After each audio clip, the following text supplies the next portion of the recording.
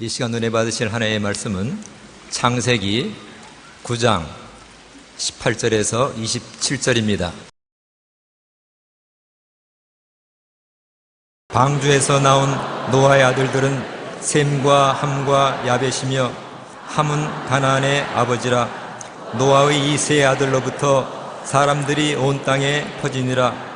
노아가 농사를 시작하여 포도나무를 심었더니 포도주를 마시고 취하여 그 장막 안에서 벌거벗은지라. 가나안의 아버지 함이 그의 아버지의 하체를 보고 밖으로 나가서 그의 두 형제에게 알림해 셈과 야벳이 옷을 가져다가 자기들의 어깨에 메고 뒷걸음쳐 들어가서 그들의 아버지의 하체를 덮었으며 그들이 얼굴을 돌이키고 그들의 아버지의 하체를 보지 아니하였더라. 노아가 술이 깨어 그의 작은 아들이 자기에게 행한 일을 알고 이에 이르되 가나안은 저주를 받아 그의 형제 종들의 종이 되기를 원하노라 하고 또 이르되 셈의 하나님 야훼를 찬송하리로다.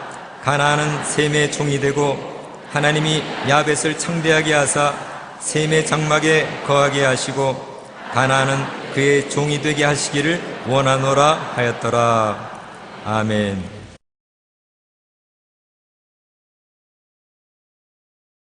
저는 사랑과 덮어주는 신앙이라는 제목으로 오늘 은혜를 나누고자 합니다. 어릴 때를 생각하면 항상 제 기억 속에 크게 한 부분을 점령하고 있는 추억이 있습니다. 그것은 추운 겨울날 잠을 자는데 우리가 이부자리를 발길로 차버리면 어머니나 할머니가 이불을 갖다 덮어주면서 또닥거려주면서 야 이놈아 감기 들린다 발로 차지 마라. 그러고 이불을 덮어주던 어머니와 할머니의 손길이 늘 기억이 납니다.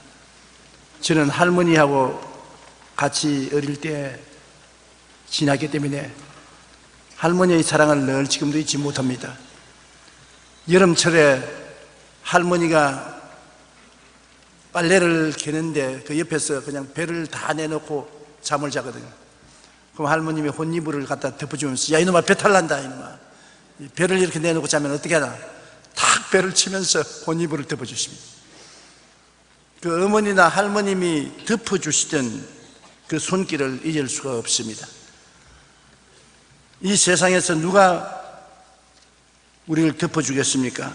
성경 베드로전서 4장 8절에 사랑은 허다한 죄를 덮느니라고 말씀했습니다. 어른이 되고 난 다음에 짓는 것은 죄밖에 없지 않습니까? 오늘날 세상에 죄를 짓고 불의하고 추악하면 그것 낱낱이 핥히고 벗기는 세상에서 사랑은 허다한 허물을 다 덮어준다고 말하는 것입니다. 남편은 아내의 허물을 덮어주고 아내는 남편의 허물을 덮어주고 부모는 자식을, 자식은 부모를, 이웃을 덮어주는 사랑, 이런 사랑이 오늘날 절실히 필요한 것입니다. 잠언서 10장 12절에 사랑은 모든 허물을 가리느니라고 말하는 것입니다. 남의 허물을 전문적으로 벗기는 세계적인 수단을 가진 민족이 대한민국입니다. 남의 허물을 벗기는 것이 사람들에게 칭찬받을 줄 알아도 하나님은 굉장히 미워하십니다. 하나님께서는 정의롭고 거룩한 하나님이시니까 우리 허물을 막 벗길 줄 알지만은 우리의 죄와 허물을 그 아들 예수님 십자가에 매게 하셔서 다 청산하시고 하나님의 율법과 심판을 사랑으로 변화시켜서 예수님이 사랑으로 십자가에서 우리를 덮어주시는 것입니다. 오늘 첫째로 홍수 후 술 취하여 벌거벗고 자는 노아를 그 아들 셈, 함, 야벳이 어떻게 대했는가, 거기에 대한 성경의 가르침이 있는데 우리가 상당히 관심을 기울여 볼 만합니다. 노아 홍수 전에는 포도즙을 짜놔도 발효되지 않았어요. 술이 되지 않았습니다. 노아 홍수 이후로 포도즙을 짜놓으면 그것이 발효가 되어서 술이 되었습니다. 그러니까 노아는 홍수 전의 사람인데 홍수가 지나고 난 다음에 농사를 지어서 포도즙을 잔뜩 짜서 단지에 담아놓고 그를 실컷 마셨습니다. 이상하다. 톡 쏘는 맛이 홍수 전하고는 틀린다. 홍수 전에는 술이 안 됐으니까요. 술이 된 줄 모르고 실컷 마셨단 말입니다. 그 안 취할 도리가 없죠. 이 세상에서 제일 먼저 술 취한 사람이 노아입니다. 그 나쁜 사람이 되어서 술 취한 건 아닙니다. 성경에 보면은 창세기 6장 9절에 노아는 의인이요 당대 완전한 자로 하나님과 동행했다 했습니다. 의인이요 완전한 노아지만은 술을 잔뜩 먹었으니까 안 취할 도리가 없습니다. 술 취하면 화를 내고 사람을 못 살게 하는 사람도 있고, 또 다른 사람은 쉬지 않고 이야기하는 사람도 있고, 또 다른 사람은 뻘거벗은 사람도 있는 것입니다. 노아는 술을 먹고 취해가지고서 자기 장막에서 완전히 벌거벗었어요. 그냥 위통만 벌거벗으면 좋은데 본전 다 드러내놓고 벌거벗었대. 그 아들이 셈, 함, 야베스인데 둘째 아들인 함이 아버지 장막에 들어갔다가 보니 아버지가 뭐 완전히 본전 다 내놓고 들어누워서 벌거벗고 있는지라 밖에 나와서 배를 잡고 웃었습니다. 아버지가 군의도 없이 빨가벗고 술이 취해서 주무신다. 야 형들 이리 와 이리 와 이리 와. 셈 그 동생 야벳 이리 와. 아버지 한번 봐. 빨가벗었어. 그러고도 아버지 노릇 할 수 있냐? 아유 웃긴다 웃겨. 그래서 함은 아버지의 벌거벗은 것을 비웃었습니다. 자기만 비웃을 뿐 아니라 다른 사람에게 웃음조로 말을 했습니다. 창세기 9장 22절에 보면 가나안의 아버지 함이 그의 아버지의 하체를 보고 밖으로 나가서 그의 두 형제에게 알림해. 그때는 아버지 하체를 보는 것 굉장히 수치로 느꼈습니다. 요사이에 아들 데리고 목욕탕에 가서 뭐 다 같이 목욕하는데 보나 안 보나 뭐 아무 상관이 없지만은 그 옛날에는 그렇지 않았습니다. 함은 아버지의 허물을 사랑으로 덮어주지 않고 오히려 다른 두 형제에게 경멸과 조롱의 태도로 알림으로써 아버지를 나중에 경록해 한 것입니다. 그런데 함의 이야기를 들은 형인 셈과 동생 야벳은 달랐습니다. 가서 옷을 가지고서 어깨에 걸머쥐고 바로 걸어가면 아버지 하체를 볼까 싶었어. 안 보려고 뒷걸음질했어. 그래서 뒷걸음질치가 아버지의 하체를 덮었습니다. 덮고 난 다음 돌아보지 않고 그대로 걸어 나왔습니다. 이 얼마나 아버지를 존경하고 아버지를 도와주려는 그 간절한 마음이 그 아들들에게 있었습니다. 잠언서 17장 9절에 허물을 덮어주는 자는 사랑을 구하는 자요 그것을 거듭 말하는 자는 친한 벗을 이간하는 자니라. 함은 거듭 아버지 빨가벗었다고 알레꼴레 아버지가 빨가벗었다 이랬는데 셈과 야벳은 아버지를 뒷걸음질 쳐서 덮어주고 쉿 하고 다른 사람에게 말하지 않았었습니다. 창세기 9장 23절에 셈과 야벳이 옷을 가져다가 자기들의 어깨에 메고 뒷걸음질 쳐 들어가서 그들의 아버지의 하체를 덮었으며 그들의 얼굴을 돌이키고 그들의 아버지의 하체를 보지 아니하였더라. 셈과 야벳은 아버지의 실수와 수치를 방관하지 않고 그 허물을 덮어주려는 사려 깊은 행동으로 아버지의 명예와 인격에 손상이 가지 않도록 했습니다. 사랑과 존경을 계속 아버지가 받도록 노력을 했습니다. 술이라는 것은 24시간 늘 술 취해 있지는 않습니다. 깨어나는 것입니다. 그래서 노아가 아들 3사람이 자기에게 행한 것을 듣고 난 다음 함에 대해서 경노하고 저주했습니다. 창세기 9장 24절 25절에 보면 노아가 술이 깨어 그의 작은 아들이 자기에게 행한 일을 알고 이르되 가나안은 저주를 받아 그의 형제의 종들의 종이 되기를 원하노라. 보통 화가 난 거 아닙니다. 왜냐하면 처음으로 술 취해서 실수를 했는데 아들이 그것을 조롱 삼았으니까 굉장히 화가 나서 저주를 했습니다. 제가 이 성경을 읽을 때마다 내가 생각이 되는 것은 아버지가 좀 너무 과하지 않느냐, 뭐 저주까지 할 것 있느냐. 그래도 노아가 안 돼 보니 모르지요. 그때 당시의 노아는 굉장히 화가 나는 것입니다. 종들의 종은 가장 비천한 종을 의미하는 것입니다. 노아의 예언은 후일 역사에 다 이루어졌지요. 가나안 족속은 요수아 시대 셈 족속인 이스라엘 백성에게 정복당하고 대부분 종으로 전락했고 솔로몬 시대에 이르러 완전히 정복당해서 셈의 종들이 되고 마는 것입니다. 셈은 노아가 축복하기를 창세기 9장 26절에 또 이르되 셈의 하나님 야훼를 찬송하리로다. 가나안은 셈의 종이 되고, 셈의 후손들은 주로 아시아 사람들입니다. 그리고 이스라엘이 바로 셈 족속 중에 하나인데 하나님이 특별한 선택을 받아서 셈의 하나님 예수 그리스도가 이스라엘을 통해서 태어난 것입니다. 그러므로 하나님께서는 구주가 태어난 그리스도의 교회 종교를 통해서 셈을 축복해 주신 것입니다.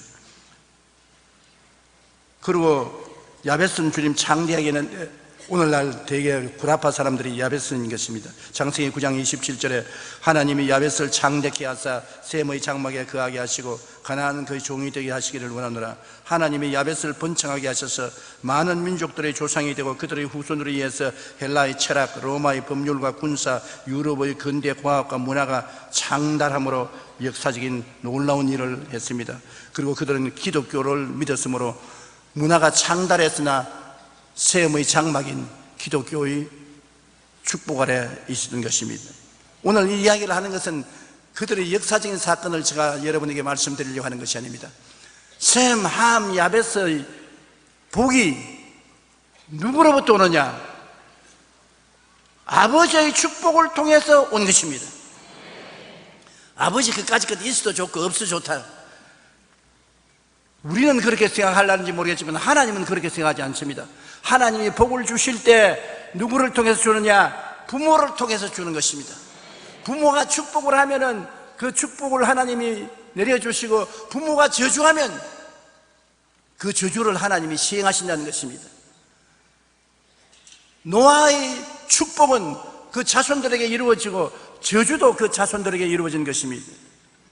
축복은 여기에 보면은 부모를 통해서 오는 것을 알 수 있는 것입니다. 네 부모를 공경하라. 그리하면 세상에서 잘되고 장수하리라. 효를 하면은 세상에서 잘되고 또 오래 산다는 것입니다. 신명기 5장 16절에 너는 내 하나님 야훼께서 명령한 대로 내 부모를 공경하라. 그리하면 내 하나님 야훼가 내게 준 땅에서 내 생명이 길고 복을 누리리라. 오래 살고 싶으면 아멘 하십시다. 잘 살고 싶으면 아멘 하십시다. 그러면 부모를 잘 모시십시오. 저도 우리 부모님이 살아계실 때 잘 모시려고 애를 썼는데 내가 이 성경을 잘못 몰라서 이거만 알았더라면 더 잘 모실 걸 가지고서 더 잘 못 모신 것이 후회가 만큼합니다. 축복이 부모의 입에서 나온다. 그래서 옛날에 부모들이 자식을 저주한 그 자식은 나중에 다 망했고, 자식을 늘 축복한 그 자식들은 잘된 것을 우리는 우리 주변에서 늘 보는 것입니다. 에베소 6장 2절로 3절에 내 아버지와 어머니를 공경하라. 이것은 약속이 있는 첫 계명이니 이로써 내가 잘되고 땅에서 장수하리라. 하나님의 약속 중에 첫 계명이라는 것입니다. 인간에 대한 계명의 제일 첫째가 내 부모를 공경하라. 그래야만 네가 세상에서 잘되고 장수한다. 그래서 오늘 셈과 함과 야벳의 이야기를 통해서 덮어준다는 것이 얼마나 중요하다는 것을 하나님 우리에게 가르쳐 주시는 것입니다. 덮는 것. 벌거벗은 사람의 아버지라도 벌거벗었으면 조롱하지 말고 덮어주라. 그 몸만 덮어주는 것이 아니라 살아가면서 마음도 덮어주고 그 삶도 덮어줘야 됩니다. 벌거벗기는 것은 원치 않습니다. 벌거벗은 것 보고 흉을 보면은 저주가 따라오는 것입니다. 남아메리카 선교사님을 통해서 알려진 이야기인데, 남아메리카에서 봉사하던 선교사님이 하루는 우연히 그곳에서 독성이 강한 코브라와 검은 마마뱀이 싸우는 것을 보았습니다. 코브라는 독이 강하니까 검은 마마뱀을 칵 무니까 얼마 있지 않다 검은 뱀이 꿈틀꿈틀하지 죽어버렸습니다. 그래 마마뱀을 코브라가 먹어요. 머리부터 해서 반쯤 먹다가 코브라가 경련을 일으키면서 코브라도 죽어버렸어요. 왜 죽었냐? 자기 물어서 죽인 그 독을 마마뱀 속에 있는 것을 자기가 먹고서 죽은 것입니다. 나는 그 이야기를 들었을 때 어떤 생각이 나냐 하면, 남을 흉을 보면 남을 향한 비난과 비판이 상대방을 죽일 뿐 아니라 나중에 두고 보면 자기를 죽인다는 것입니다. 남만 죽이는 것이 아니라 자기도 그 때문에 죽는다. 함은 벌거벗고 자는 아버지를 흉보고 다른 사람에게 이야기했습니다. 그러나 다른 두 형제는 아버지의 벗은 몸을 보지 않고 옷으로 가려 나왔습니다. 결국 함은 노아로부터 저주를 받아 형제들의 종중의 종이 되며 살아야 될 운명이 되고 마는 것입니다. 남을 벗기거나 벗었다고 손가락질하는 사람은 결국 그로 말미암아 자기가 화를 당하고 저주를 당하고 마는 것입니다. 남 흉보는 것 대단히 조심해야 되는 것입니다. 오늘 둘째로 생각하고 싶은 것은 예수님의 용서와 덮어주는 사랑을 우리가 생각해 보자면, 예수님이 한 번은 이른 아침에 성전에 갔는데 많은 사람이 한 여자를 머리채를 잡고 끌어오면서 발길로 차고, 그러면서 예수님 발 앞에 내동댕이 쳤습니다. 그러면서 하는 말이면 바리새 교인, 사두개 교인, 교법사들이 예수님, 이 여자가 간음하는 것을 우리가 현장에서 잡았습니다. 모세는 이런 여자를 돌로 쳐 죽이라 했는데 당신은 뭐라고 말하겠습니까? 예수님을 올무에 잡으려고 하는 말입니다. 저는 이 이야기를 읽을 때마다 늘 퀘스천이 생기는 것입니다. 간음하다가 현장에 잡았으면 왜 남자도 안 끌고 오노? 혼자서 간음하는 거 보았습니까? 성경에는 같이 죽이라 그랬지 여자만 죽이라고 말 안 했습니다. 이런 불공평한 일이 어디 있습니까? 그런데 예수님께 계속해서 돌로 쳐 죽이라 했는데 당신은 뭐라고 합니까? 그 예수님이 허리를 굽혀서 손가락으로 서기 시작했어요. 성전 뜰이니까 흙이 부드러웠습니다. 글자를 손가락으로 적은 것이 다 뚜렷이 보였습니다. 뭐라고 썼다고 성경은 말 안 했습니다. 그러나 추측은 할 수 있어요. 내가 보기에는 처음에 자꾸 그 여자를 돌로 치라고 했는데 당신은 뭐라고 말합니까? 하니까 주님이 십계명을 적었지 싶습니다. 사람들이 예수님 어깨너머로서는 율법을 보니까 가슴이 뜨끔했습니다. 왜냐하면 죄를 짓지 않은 의인은 한 사람도 없습니다.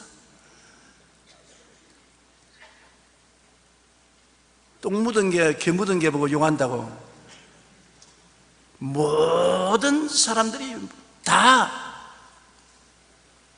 허물이 있고 죄가 있습니다. 그런데 예수님께서 율법을 찍어 내려가니까 율법으로 이 여자를 치려던 이 사람들이 마음이 뜨끔한데 자꾸 계속 주님을 압박하니까 주님이 허리를 쭉 펴고 일어나면 큰 사람부터 작은 사람까지 눈을 마주쳐 보십니다. 하나님이 직접 바라보는 눈길로 바라보니 가슴이 승뜨럭하지 않겠습니까? 그러면서 예수님이 뭐라고 말하셨습니까?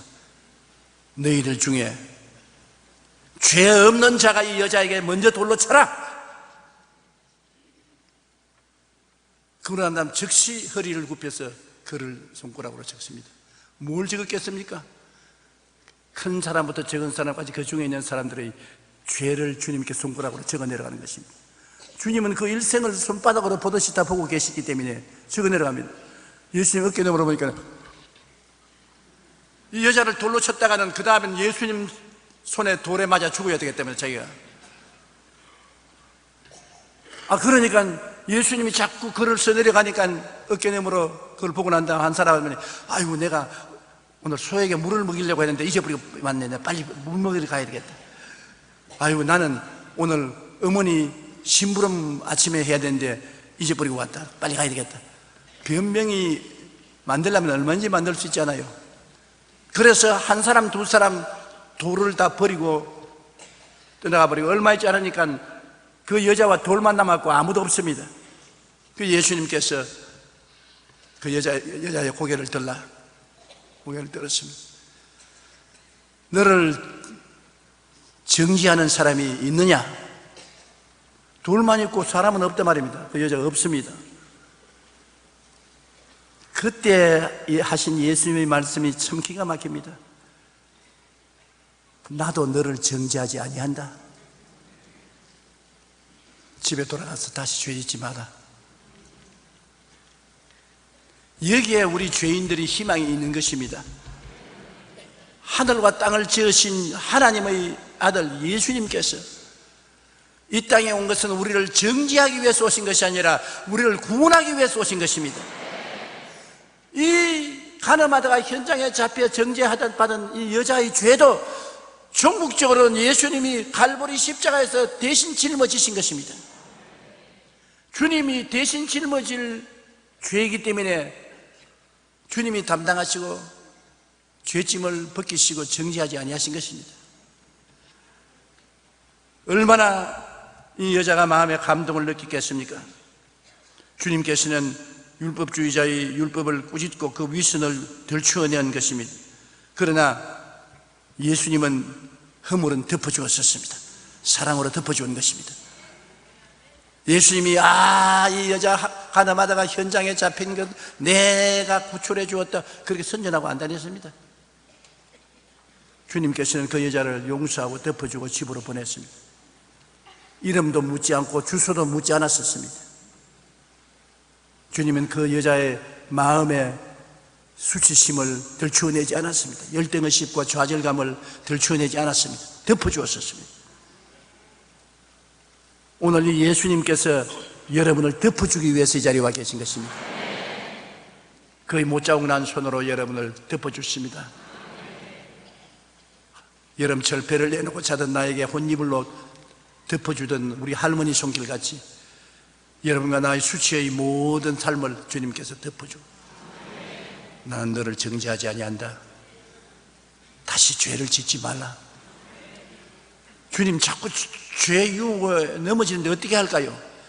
그때마다 회개하고 결심하고 일어나라.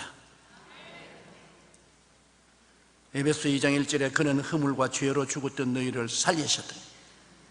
주님이 원하시는 것은 사는 것입니다. 죽는 것이 아닙니다. 정죄해서 죽이는 것이 주님의 목적이 아닙니다. 마귀가 오는 것은 도적질하고 죽이고 멸망시키는 것 뿐이요 인자한 것은 양으로 생명을 얻게 하되 풍성히 얻게 하려 왔노라. 살리려 왔지 죽이려 안 왔었습니다.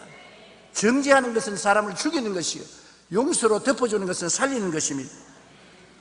시편 32편 1절에 허물의 사함을 받고 자신의 죄가 가려진 자는 복이 있다. 그러므로 예수님을 만나면 복을 받게 되는 것입니다. 한 번은 베드로가 예수님께 물었습니다. 주님, 형제가 내게 범죄하면 몇 번 용서해 드릴까요? 7번 용서할까요? 주님께서 베드로를 보시고 베드로야, 형제가 내게 범죄하고 와서 잘못했다고 하거든 하루에 7번씩 70번이라도 용서해 주라. 77이 49, 490번입니다. 여러분, 하루에 죄를 짓고 와서 용서해 달라고 하는데 한두 번 용서해 주고 또 내가 많이 용서해 주었다고 생각하는 사람 많을 것인데 490분 용서해 주라. 무한히 용서해 주라는 것입니다. 말이 쉬워 그렇지 여러분 힘듭니다. 아주 고약한 놈, 죄를 짓고 난 다음에 뻔뻔스럽게 와가지고서 내 잘못했어, 용서해줘. 용서할 마음 생깁니까? 그래도 주님은 용서해 주라고 하는 것입니다. 그렇기 때문에 우리는 죄를 짓고 불의하고 추악하고 버림을 받아야 마땅함에도 불구하고 죄 지은 그대로, 못난 그대로, 빈손된 그대로 예수께 나오면 주님께서 꾸짖지 아니하시고 용서해 주신다는 것을 알아야 되는 것입니다. 골로새 3장 12절로 14절에 너희는 하나님이 택하사 거룩하고 사랑받는 자처럼 긍휼과 자비와 겸손과 온유와 오래 참음을 옷 입고 누가 누구에게 불만이 있거든 서로 용납하여 피차 용서하되 주께서 너희를 용서하신 것 같이 너희도 그리하고 이 모든 것 위에 사랑을 더하라. 이는 온전하게 매는 띠니라. 용서만 하지 말고 사랑으로 덮어주라. 우리가 참된 신앙은 그렇게 하는 것입니다. 어느 나라 정치인들이 해변가를 걸으면서 무슨 이야기를 했냐면 어떤 특정인을 정치 생명을 끊어버리자, 모가지를 자르자, 그 의논을 하면서 해변가를 걸어가고 있는데 거기에 어부가 개를 잡고 있어요. 큰 바구니에 개를 잡아가지고서 끊임없이 개, 기어다니는 개 말입니다. 멍멍치는 개 안 말고. 그래 정치인 한 사람이 보니까는 바구니에 개가 가득한데 뚜껑도 안 덮고 그냥 잡아서 또 넣고 잡아서 또 넣고. 그래서 아니 여보소, 뚜껑을 안 덮고 그냥 이 바구니에다 개를 자꾸 잡아 넣으면 어떻게 합니까? 도망치 나가지 않습니까? 웃으면서. 걱정할 것 없어요. 개는 정치인과 꼭 같아서 끌어내리기를 잘합니다. 한 놈이 기어 나오면 밑에 놈이 잡아 당겨서 다 떨어지는 거예요.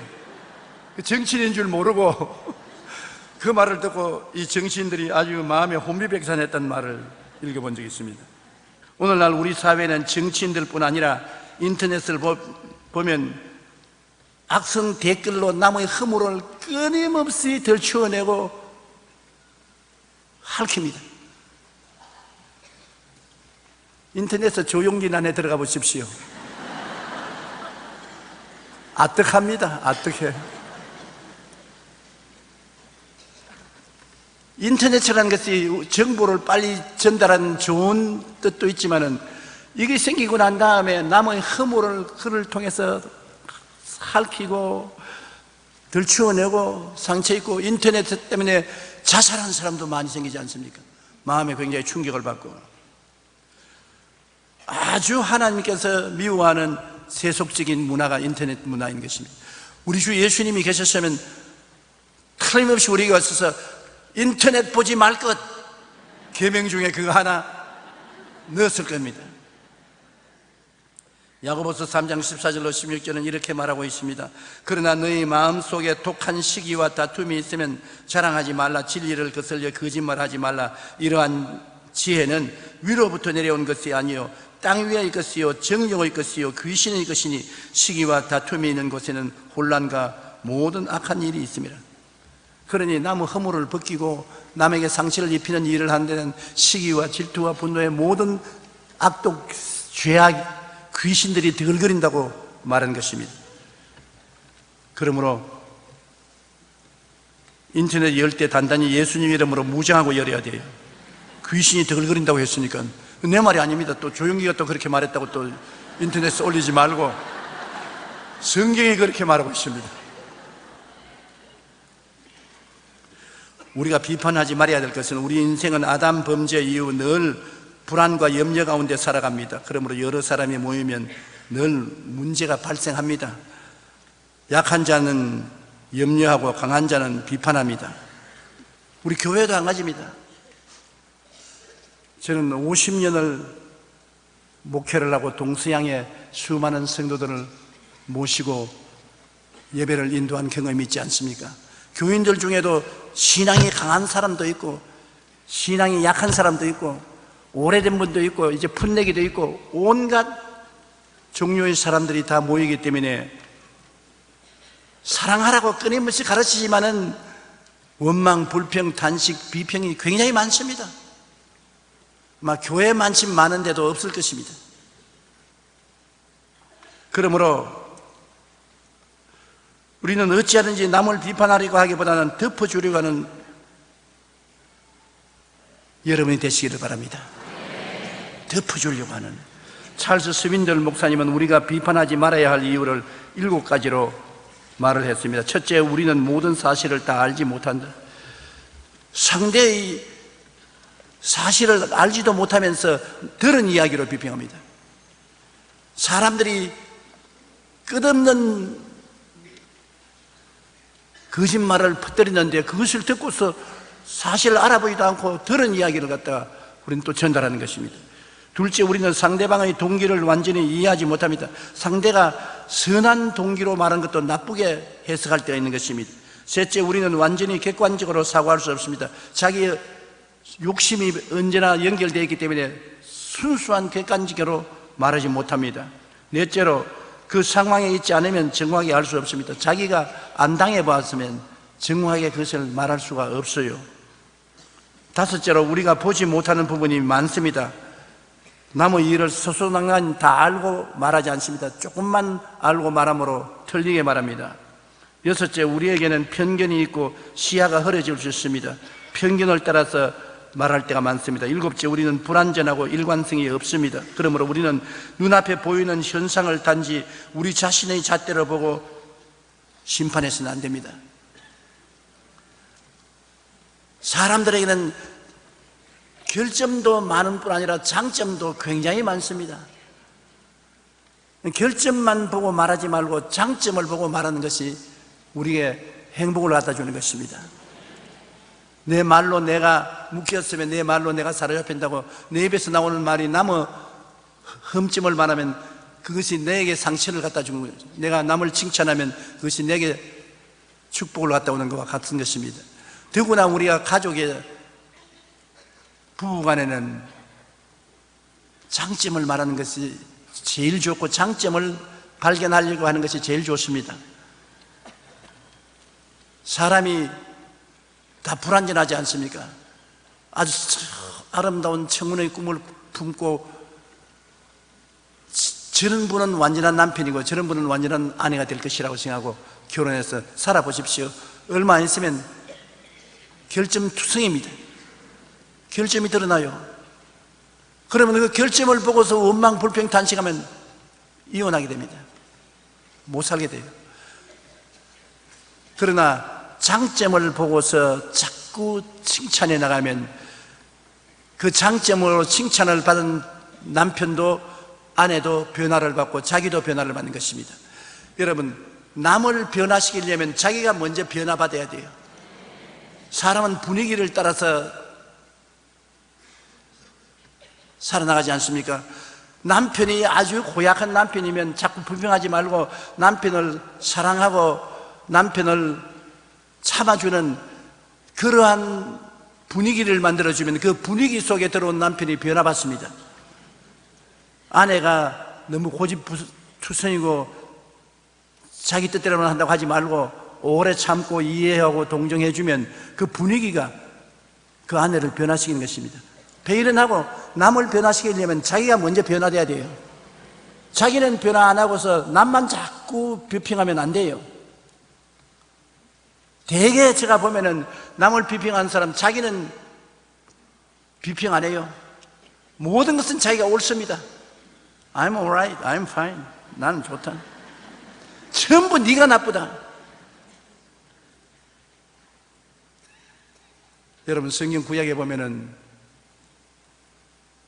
야곱이 20년 동안 외삼촌 집에서 살다가 아내와 자식들과 재산을 많이 모아서 고향으로 돌아오는데 형이 한을 품고 있습니다. 20년 동안 동생 야곱에 대해서 한을 품고 있는데 사람을 보내서 동생이 온다고 하니까 그 한풀이를 하기 위해서 형이 그냥 마중하여 나오는 게 아니라 400인의 군사를 거느리고 옵니다. 동생 맞아오는 형이 400인의 군사를 거느리고 올 때는 죽이려고 작정하고 오는 것입니다. 험악한 분위기입니다. 그 보고를 받은 야곱이 어떻게 했습니까? 자기의 재산 중에 많은 분량을 형을 위한 선물로 앞세우고 뇌물 가지고 형의 마음을 녹여보려고. 그 다음에 자기의 아내들과 자식들을 그 뒤에 따르게 하고, 그리고 자기는 야복강 이쪽 건너편에 쪼그리고 앉아서 보고 있습니다. 형이 뇌물을 받고 얼굴에 웃음이 있으면 뛰어나가고, 형이 내 처자를 반갑게 맞이해주면 나가거니와 형이 짐승들을 받지 않고 처자를 칼로 치면 나는 36개 놓으면 된다. 처자야 또 장가가고 나하면 될 것 아니야. 나만 살면 된다. 이게 야곱입니다. 그래서 처자들이 말을 합니다. 여보, 당신은 왜 같이 안 갑니까? 아니, 나는 이게 볼 일이 있어서. 너희들 먼저 가라. 아버지 이리 와. 먼저 엄마 따라가. 엄마 따라가. 아버지 여기 볼 일이 있다.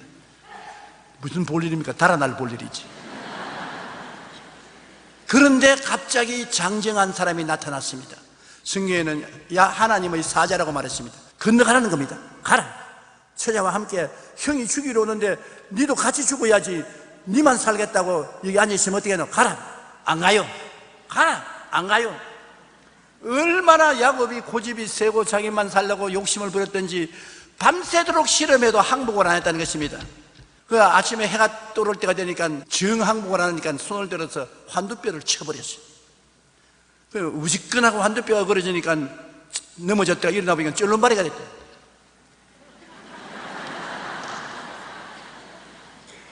이제 보니까 도망칠 도리가 없습니다. 끝장났습니다. 자기의 환두뼈가 부러지자마자 그 마음속에 이제는 달아날 수도 없고 나만 살 수 없으니 변화를 받아야 되겠다. 환두뼈가 걸어지고 변화가 되었어요. 무슨 변화느냐? 자식들하고 같이 살고 아내들하고 같이 살고 같이 죽겠다. 그리고 그 전까지는 형 에서를 생각할 때 하나님, 마귀 대장, 저놈의 마귀 사탄아 물러가라. 저 마귀를 쳐 죽여버려 주시옵소서. 형을 마귀로 봤는데 자기가 변화되고 보니까 형의 얼굴이 하나님 얼굴로 보였었습니다. 왜냐? 내가 20년 동안 형을 이용하고 외삼촌 집에 가서 살 동안에 얼마나 형의 마음이 한해스럽기에 400인의 군대를 거느리거든요. 나만 주장하지 말고 형이 400인의 군대를 거느리고 올 때는 20년 동안 형이 얼마나 가슴 아프고 고통을 당했겠느냐. 형이 불쌍하지 않느냐. 형이 마귀의 얼굴이 안 되고 자기가 변화되고 보니까 하나님의 얼굴이 되었습니다. 그래서 아침에 야복강을 건너서 쩔뚝 하면서 나가니까 자기 처자들이 여보, 당신 어떻게 됐어? 쩔뚝발이가 됐어. 아빠 어떻게 됐어? 어떻게 쩔뚝발이가 됐어? 웃자다 보니까 그렇게 됐다. 줄눈발이가 되고 난 다음에 변화되었어요. 야곱이 변화되어서 이제는 짐승들도 자기 뒤에 두고 처자들도 자기 뒤에 두고 제일 앞에 서서 400인의 군대를 거느리고 단칼에 목을 베려고 오는 형을 향해서 쩔뚝 절면서 오늘 형이 보니까 이거 칼 하나 쓸 필요도 없습니다. 쩔뚝발이 저거 뭐 발길을 한번 차버리면 죽겠단 말입니다. 그 형이 봤을 때 야곱이 뭐라 말했지만 형의 얼굴을 보니 하나님의 얼굴을 보는 것 같습니다. 늘 마귀 얼굴로 생각했는데 자기가 변화되고 보니 형이 하나님 얼굴같이 보인다. 그러니까 형이 뛰어오더니만 야곱을 끌어안고 목을 건매고 둘이가 통곡을 하고 울었습니다. 그리고 형이 내가 너를 안내해서 우리 고향으로 가자. 동생을 죽이러 온 형이 동생과 그 가족들을 호위해서 데리고 가겠다고 합니다. 분위기가 완전히 달라졌습니다. 살벌한 분위기가 사랑으로 넘치는 분위기가 되어버리고 마는 것입니다. 그 분위기가 왜 달라졌냐? 야곱이 달라지니까 분위기가 달라지는 것입니다. 형이 마귀라고 생각하던 그가 형이 하나님의 얼굴과 같다고 할 만큼 자기가 달라지고 나니까 분위기가 달라지고 형이 달라지는 것입니다. 오늘 여러분 남편이 변화되기를 원합니까? 아내 여러분이 먼저 변화되십시오. 나는 나쁜 거 없습니다. 있어요. 나쁜 게 있기 때문에 남편이 그렇게 비뚤어졌지요. 자기부터 먼저 회개하고 변화되면 분위기가 달라지는 것입니다.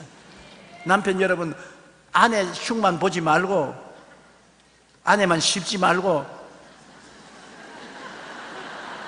자기가 회개하고 변화받아요. 그러면 분위기가 달라지고 아내가 달라지는 것입니다. 오늘날 사람들은 자꾸 자기는 살펴보지 않고 남의 잘못만 지적하는 것입니다. 내 눈에 있는 티는 들보는 보지 아니하고 남의 눈에 있는 티만 본다고 예수님이 말씀하신 것입니다. 그러므로 우리가 남을 비평하지 말고 우리 자신을 비평해야 되는 것입니다. 상대방을 채찍으로 변화시키려고 하지 마십시오. 사랑과 용서가 그 사람을 변화시키는 것은 봄이 오면 겨울은 물러가고 얼음이 녹습니다. 별 도리 없습니다. 내가 변화되면 상대방이 변화됐습니다. 그러므로 우리는 어찌하든지 남을 용서할 수 있는 우리가 되기를 바랍니다. 남을 용서할 수 없는 사람은 자기가 건너야 할 다리를 파괴하는 사람이라고 조지 허버트가 말했고, 빌리 제올리라는 사람은 하나님은 큰 지우개를 가지고 계신다. 얼마나 좋은 말입니까? 여러분, 우리가 초등학교 다닐 때 공책에 글 쓰고 난 다음 지우개로 지우잖아요. 지우개 없이 공부 못 하십니다.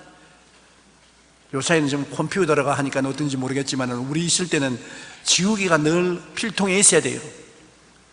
근데 우리 성에는 하나님이 항상 지우개로 지어줘야지, 그대로 내버려 놓으면 절대로 하나님 앞에 설 수 있는 사람 없습니다. 죄를 짓지 않는 의인은 없기 때문인 것입니다. 제가 이 말 늘 하는데 여러분 들었어도 또 한번 들어보세요. 대전에서 집회하는데 사람들이 한 10,000명 모였어요. 제가 설교하는 중에 죄 없는 사람이 한 사람도 없다고 말하고 난 다음에 이 중에 죄 없는 사람 손 들어보라니까 한 사람이 손 들더라고요. 한 30대 젊은이가 손을 탁. 그래, 내가 감동했습니다. 나는 주의 종이지만 한평생 죄만 짓고 살았는데 어떻게 죄 안 짓고 살았습니까? 이리 좀 나오십시오. 그러니까 사람을 해치고 나가려니까 젊은 여성이 뒤를 잡고 매달려요. 그래서 잡지 말로 놓아주시라니까 나오게 했겠네. 목사님, 우리 남편.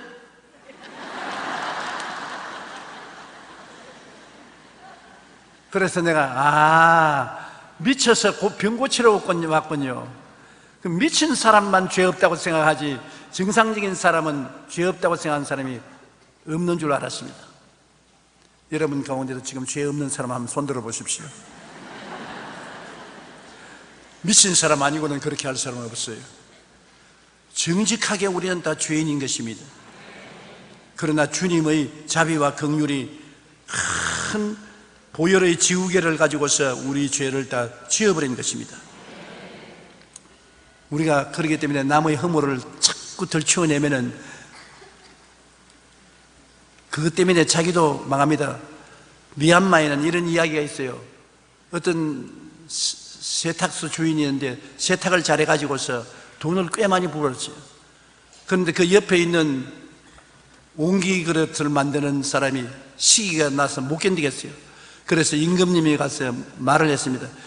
저 사람이 세탁을 하고 아무리 더러운 옷이라도 깨끗하게 한다고 자랑을 하는데 왕궁에 있는 검은 코끼리를 희게 만들라고 명령을 한번 내리십시오.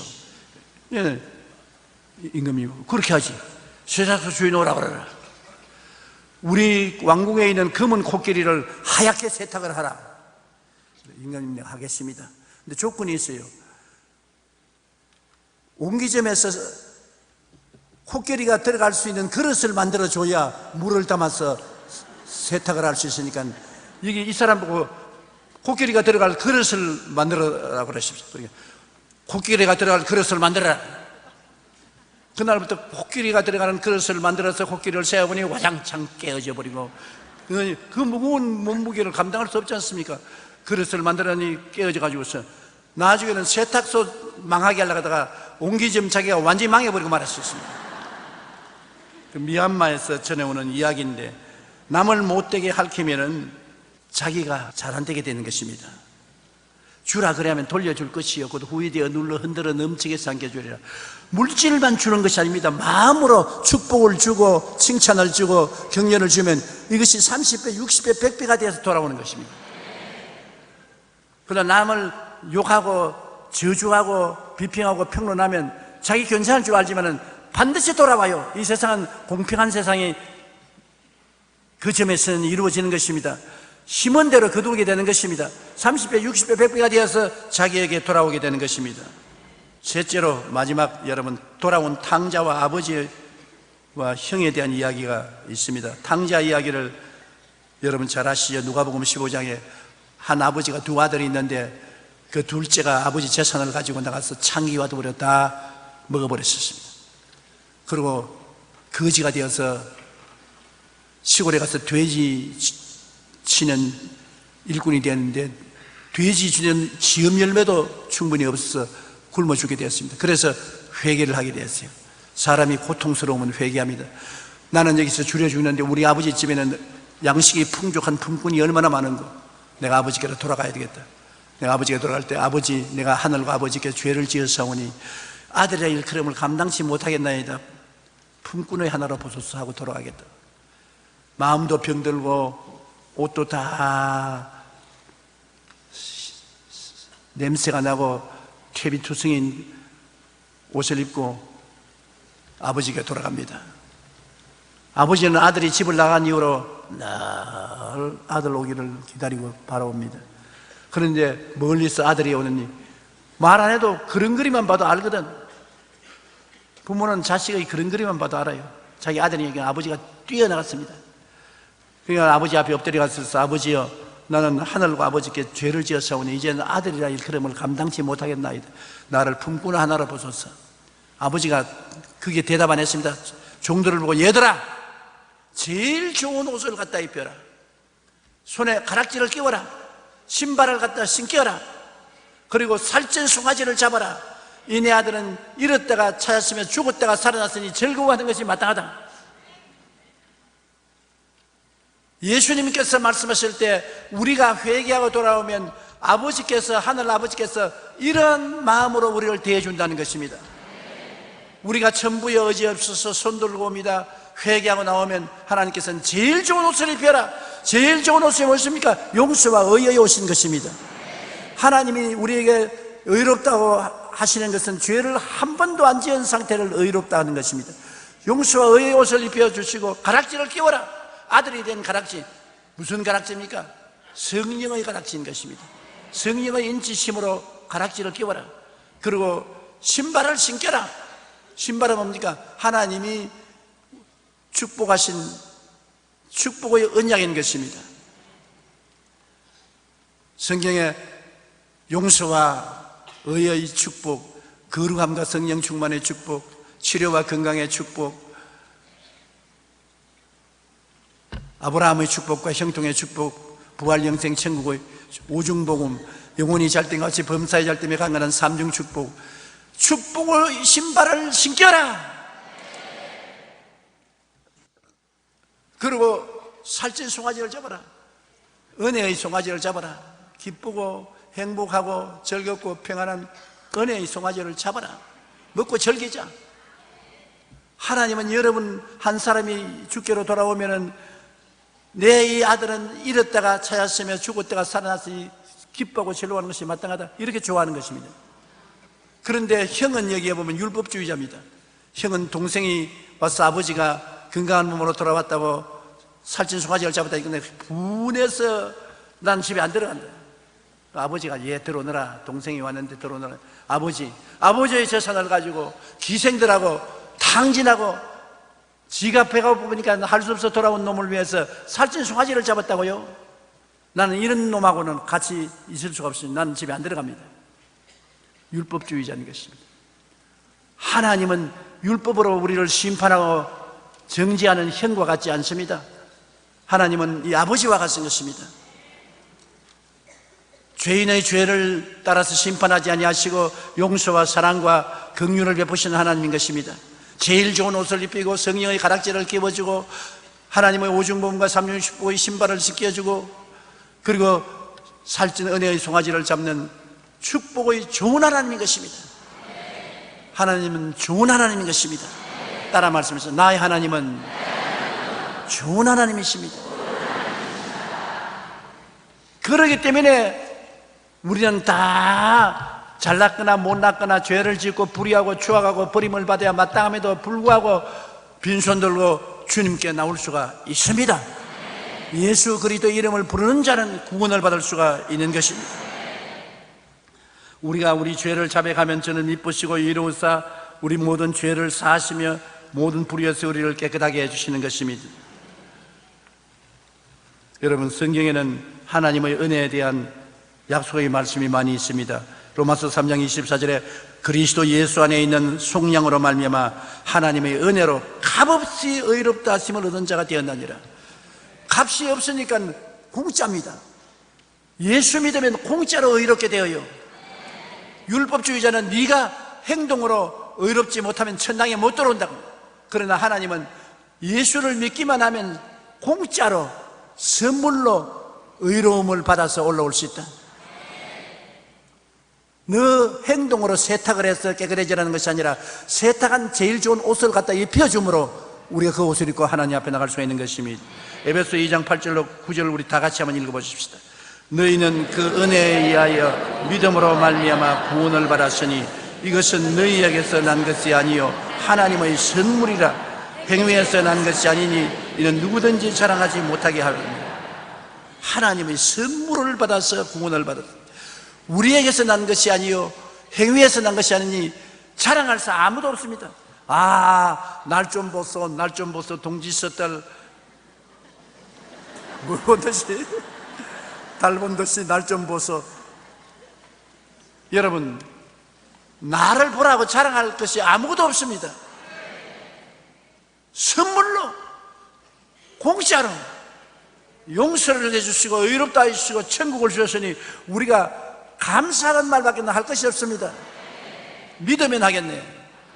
요한일서 4장 10절로 12절에 사랑은 여기 있으니 우리가 하나님을 사랑한 것이 아니요 하나님이 우리를 사랑하사 우리 죄를 속하기 위하여 화목제물로 그 아들을 보내셨습니다.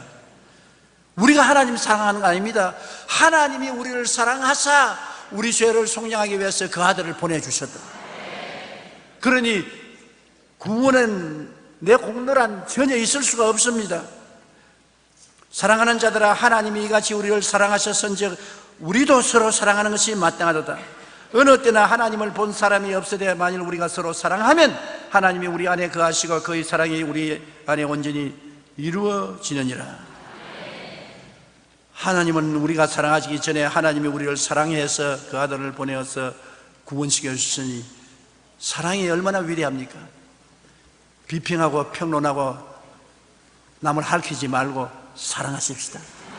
사랑은 오래 참고, 사랑은 용서하고 이해하고 동정하고 덮어주는 것이 사랑인 것입니다. 벗기지 맙시다. 덮어주십시다. 더구나 예수 믿고 교회에 나온 우리들은 예수님이 우리를 덮어주셔서 이렇게 영혼이 잘 되고 범사에 잘 되며 강건하게 사는데 우리도 이웃을 덮어줘야지. 예수님은 우리 덮어주셨는데 우리는 이웃을 빨가벗기면 어떻게 되겠습니까? 율법은 정의와 성결을 요구하는데 예수님이 우리 대신에 율법을 짊어지고 성결의 요구를 다 채우고 율법을 사랑으로 변화시켜서 십자가에서 사랑의 이불을 탁 던져주면서 덮어주마. 나는 너를 정죄하지 아니한다. 용서와 사랑이 없는 신앙은 신앙이 아니라는 것을 알아야 되는 것입니다. 우리가 아무리 주여 주여 고함을 쳐도 용서와 사랑이 없는 신앙은 신앙이 아닙니다. 그거는 종교적인 형식이지요. 남편 여러분, 아내를 용서해 주십시오. 아내 여러분, 남편을 용서해 주십시오. 자녀 여러분, 부모를 용서해 주십시오. 부모 여러분, 자녀를 용서해 주십시오. 축복은 부모께로 옵니다. 부모로의 효도하는 사람 세상에서 잘되고 장수합니다. 부모에게 효도 못했으면 공경하고 오늘이라도 효도하십시오. 세상에서 장수하고 잘되게 될 것입니다. 우리 다 같이 기도하겠습니다. 사랑이 많으신 우리 아버지 하나님, 용서와 사랑이 있는 신앙을 갖게 도와주시옵소서. 덮어주는 신앙을 갖게 도와주시옵소서. 남을 벗기는 일은 결코 하지 말게 도와주시옵소서. 예수님의 덮어주는 사랑, 하나님 아버지의 용서하고 품어주는 사랑, 그 사랑 속에 우리도 살게 하여 주시옵소서. 예수님 이름으로 기도합니다. 아멘.